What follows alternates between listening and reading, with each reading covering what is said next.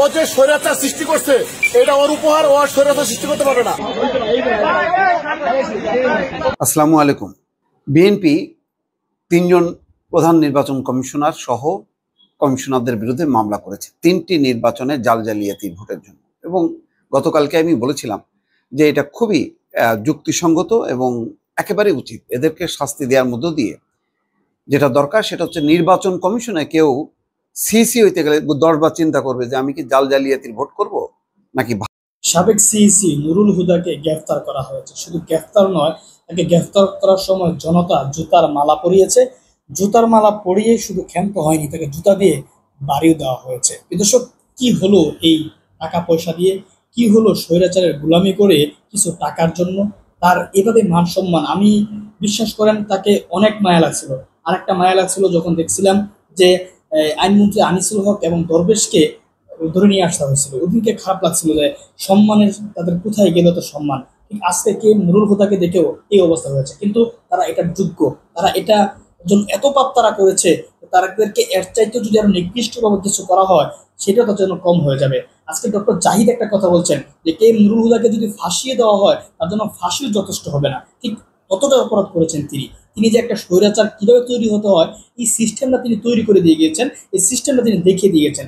তিনি এবং বিচারপতি খায়রুল হক, এই মানুষগুলোকে আমি মনে করি ফাঁসির কাজটা প্রকাশ্য জোরানো কাম। দর্শক, আরো কথা বলবো।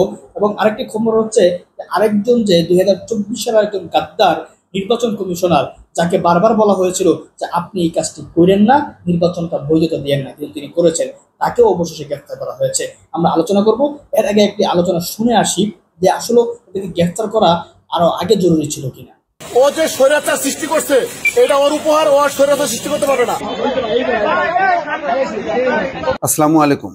বিএনপি তিনজন প্রধান নির্বাচন কমিশনার সহ কমিশনারদের বিরুদ্ধে মামলা করেছে 3টি নির্বাচনে জাল-জালিয়াতি ভোটের জন্য। এবং গতকালকে আমি বলেছিলাম যে এটা খুবই যুক্তিসঙ্গত এবং একেবারে উচিত। এদেরকে শাস্তি দেওয়ার মধ্য দিয়ে যেটা দরকার সেটা হচ্ছে নির্বাচন কমিশনে কেউ সিইসি হইতে গেলে 10 বার চিন্তা করবে যে আমি কি জাল-জালিয়াতির ভোট করব নাকি ভালো ভোট করব।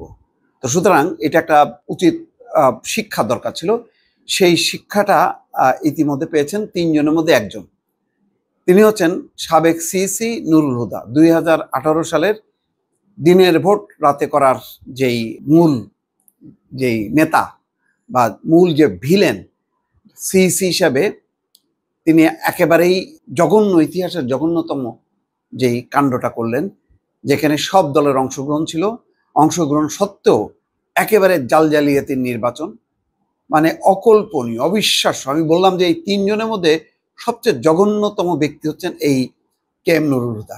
ও যে স্বৈরাচার সৃষ্টি করছে এটা ওর উপহার, ও স্বৈরাচার সৃষ্টি করতে পারবে না। আগামীতে এই লোক এমনিতেই মানে একজন আমলা, 3 জনই সাবেক আমলা, তার মধ্যে সবচেয়ে লো ক্যালিবারের লোক হচ্ছে এই কেএম নুরুল হুদা। কিভাবে যেন অটো প্রমোশন পাইতে পাইতে জয়েন্ট সেক্রেটারি পর্যন্ত হয়েছে, এটাই সেখান থেকে সিসির মতন পদ পাইছে। এবং এই জাল-জালিয়াতি ভোটের যেই প্রবক্তা বা নেতা, তিনি আবার তার সময় একটা BMW মার্সিডিজ গাড়ি বরাদ্দ হয়, সেই গাড়িতে চড়ে আসতেন যাইতেন। আর নির্বাচনের নামে একটা প্রহসন ঘটাইছে এই কেএম নুরুল হুদা। বিন্দুমাত্র অনুশোচনা নেই, বিন্দুমাত্র পদত্যাগ করার মতন মানসিকতা নেই। বরং ওই কমিশনে একটা রত্ন ছিলেন, তিনি হচ্ছেন মাহবুব তালুকদার, যিনি একেবারে তার মানে মেয়াদ শেষ হওয়ার আগ পর্যন্ত প্রতিবাদ করে গেছেন। প্রতিটি পদক্ষেপে তিনি প্রতিবাদ করেছেন। বলা যায় ওই সময়ের একমাত্র প্রতিবাদী মুখ ছিলেন তিনি একমাত্র আলোকিত করছে তার কথা দিয়ে, বক্তৃতা দিয়ে, যদিও তিনি কোনো ফ্যাক্টর ছিলেন না। এবং সমস্ত কমিশনাররা তার সঙ্গে এই নুরুল হুদা সহ দূরত্ব তৈরি করে রাখতো, তাকে একঘরে করে রাখতো এবং তিনি তার মতন করে স্বাধীনভাবে কথাবার্তা বলতেন। সেই লোককে আজকে পুলিশ আটক করছে। বলা হচ্ছে যে কেএম নুরুল হুদাকে আটক করেছে পুলিশ রোববার বিকেলে উত্তরা 5 নম্বর সেক্টর এলাকায় বাসা থেকে তাকে আটক করা হয়। পুলিশ বলেছে কিছু লোক তার বাসায় গিয়ে মব সৃষ্টি করে, পরে পুলিশ তাকে থানায় নিয়ে আসে। তার একটা ভিডিও দেখলাম, খুব ইন্টারেস্টিং ভিডিও, যে একেবারে মনে হচ্ছে সত্যিকারের একটা চোরের মতন দেখা যাচ্ছে চোরিত ভোট চোর, এগুলি ভোট চোরেদের সর্দার। তার পাশে বলছে যে এই ভোট চুরির কথা, দিনের ভোট রাতে করার প্রবক্তা। তার সম্পর্কে আমি বক্তৃতাগুলো পরিষ্কার শুনি নাই, কিন্তু বোঝা যাচ্ছে যে একটা মব। ঢাকা মহানগর গোয়েন্দা পুলিশের যুগ্ম কমিশনার মোহাম্মদ নাসিরুল ইসলাম প্রথম আলোকে বলেন, উত্তরা পশ্চিম থানা থেকে তাকে ডিবি কার্যালয়ে নিয়ে আসা হচ্ছে। তবে আমি বারবার বলি, যত কিছুই হোক না কেন, মব তৈরি করা যাবে না। অভিযোগ করতে হবে থানায়, যেহেতু মামলা হয়েছে পুলিশ অ্যাকশন নেবে। কিন্তু একটা মবকে যদি আমি উৎসাহ দিই বা সমর্থন করি, আরো 10টা মব তৈরি করা হবে। এখন আর মব অ্যালাউ করা যাবে না, এটা হলো পরিষ্কার কথা। এর আগে আজ দুপুরে শেরেবাংলা নগর থানায় আওয়ামী লীগ সরকারের আমলে দায়িত্বে থাকা 3 সাবেক প্রধান নির্বাচন কমিশনারের বিরুদ্ধে মামলার আবেদন করেছে বিএনপি। এর কয়েক ঘন্টা পর সন্ধ্যায় উত্তরায় কে এম নুরুল হুদার বাসায় দল বেঁধে হামলার ঘটনা ঘটল। কে এম নুরুল হুদাকে আটকের একটি ভিডিও সামাজিক যোগাযোগ মাধ্যমে ছড়িয়ে পড়েছে। সেখানে দেখা গেছে একদল ব্যক্তি মব সৃষ্টি করে কে এম নুরুল হুদার বাসায় যান। এ সময় ডিম ছুঁড়ে মারাসহ তাকে নানাভাবে হেনস্থা এবং শারীরিকভাবে লাঞ্ছিত করা হয়। কে এম নুরুল হুদা প্রধান নির্বাচন কমিশনার থাকাকালে 2018 সালের একাদশ জাতীয় সংসদ নির্বাচন অনুষ্ঠিত হয়। সেই ভোটের আগের রাতে ব্যালট বাক্স ভরে রাখা হয় বলে অভিযোগ বিএনপির। নুরুল হুদা ক্ষমতাসীন আওয়ামী লীগের নির্দেশ পালন করতেন বলেও অভিযোগ করে আসছে দলটি। প্রথম আলোর এটাও আবার খুব দুঃখজনক যে অভিযোগ বিএনপি দিনের ভোট যে রাতে ব্যালট বাক্স ভরা, এটা তো প্রমাণিত ব্যাপার। এখানে আবার বিএনপির অভিযোগ কি এটা মনে হচ্ছে যেন প্রথম আলো দেখছে না এরকম ব্যাপার, এটা তাদের কোনো অনুসন্ধান না। যাক, দুঃখজনক, কিন্তু এটা সবাই জানে, এটা প্রতিষ্ঠিত দেশে এবং বিদেশে যে বাংলাদেশের ইতিহাসে দিনের ভোট রাতে একবারই হয়েছে, সে হচ্ছে এই 2018 সালের নির্বাচন, এবং সেই সময় সিইসি ছিলেন এই নুরুল হুদা। ফলে তার এই আটকে নিঃসন্দেহে একটা ভালো উদ্যোগ। আরো অন্য বাকি যারা আছে, যদি তারা দেশে থাকে, তাদেরকে অবিলম্বে আটক করা উচিত এবং তাদের বিরুদ্ধে বিচার হওয়া দরকার। দর্শক, আলোচনা শুনেছেন, শুনে বুঝতে পেরেছেন, আলোচনা মন্তব্য করবেন। আলোচনা শুনেছি এই জন্য আপনাদেরকে যে একটু হয়তোবা বাড়তি কিছু তথ্য সেখান থেকে আপনারা পাবেন। তো এই নুরুল হুদাকে হয়তোবা আরো আগে গ্রেফতার করার প্রয়োজন ছিল, এবং সরকারের আমি মনে করি এ যাবৎকাল যত কাজ হয়েছে তার মধ্যে কয়েকটা কাজ হয়েছে, তার মধ্যে অন্যতম হচ্ছে এই কে এম নুরুল হুদাকে গ্রেফতার করা এবং তাকে বিচারের আওতায় আনা।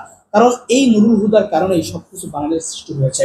অতএব তাকে যতটুকু আমরা জানতে পেরেছি, তাকে ডিবি কার্যালয়ে নিয়ে যাওয়া হয়েছে, ডিবি কার্যালয়ে রাখা হয়েছে, তাকে হয়তো গ্রেফতার দেখা হবে, তাকে বিরুদ্ধে মামলা হয়েছে। তো এই নুরুল হুদার বিচার শুরু হোক।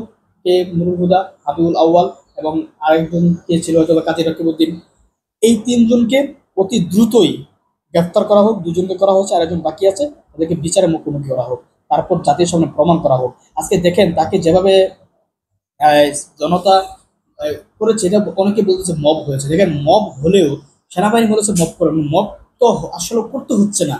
কারণ এরা জাতিকে এতটা বিব্রত করেছে, এতটা বিরক্ত করেছে, এতটাই জাতির উপর তারা অবৈধ শাসন চাপিয়ে দিয়েছে, যাদের যা করা হচ্ছে এটা মব নয়, এটা বৈধ। এটা হচ্ছে তাদের অপরাধের কিছু শাস্তি, এবং জনতাকে তারা যে ক্ষতি করেছে, জনতার ক্ষোভের বহিঃপ্রকাশ, এটা মব নয়। আমি এটাকে মব বলতে চাই না।